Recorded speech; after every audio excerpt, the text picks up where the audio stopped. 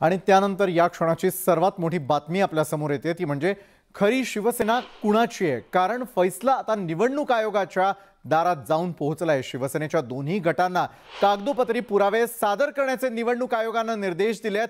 8 August दुपारी 1 वाजेपर्यंत आपलं म्हणणं मांडण्याची मुदत देण्यात आल्याचं देखील सूत्रांकडून कळतंय। माहितीनंतर जे ती निवडणूक आयोग त्यावरती सुनावणी देखील करणार आहे।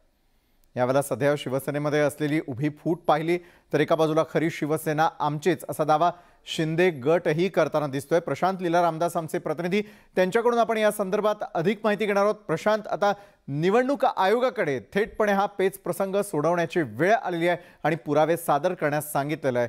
काय वाटतंय, येत्या काळात हा संघर्ष आता थेटपणे निवडणूक आयोगाच्या दारी तर पोहोचलाय, मात्र निर्णय कशा समोर येणार आहे?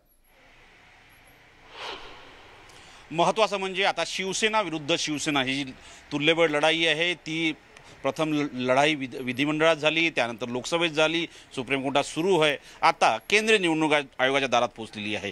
आणि शिवसेनेच्या दोन्ही गटांना केंद्रीय निवडणूक आयोगाने स्पष्ट निर्देश दिलेले आहे। येत्या 8 ऑगस्टला दुपारी 1 वाजेपर्यंत आपलं म्हणणं मांडण्याची मुदत त्यांना दिलेली आहे। तुमच्याकडे जेही पुरावे आहे, कागदपत्र आहे, तुमच्याकडे जे शपथपत्र आहे ते सर्व केंद्रीय निवडणूक आयोगाकडे सादर करा। त्यानंतर आम्ही निश्चितपणे याच्यावरती सुनावणी सुरू करू, अशा प्रकारचं एक प्रकारचे निर्देश केंद्रीय निवडणूक आयोगाने दिले। याचा अर्थ असा होतो, आतापर्यंत जी लढाई होती ती आमदारांची होती, खासदारांची होती, आता पक्षाची आणि निवडणुकीच्या चिन्हाची लढाई आहे। धनुष्यबाण कोणाच्या खात्यात जाणार याची ही लढाई असणार आहे आणि त्यामध्ये आता निवडणूक आयोगाकडे ते अधिकार असतात आणि केंद्रीय निवडणूक आयोग निश्चितपणे यावरती निर्णय देईल। पण येत्या 8 ऑगस्ट नक्कीच निवडणूक आयोग आता काय निर्णय देतो, कशा प्रकारे पुरावे सादर केले जातात यावरती आपली देखील नजर अशाच प्रकारे असू द्या।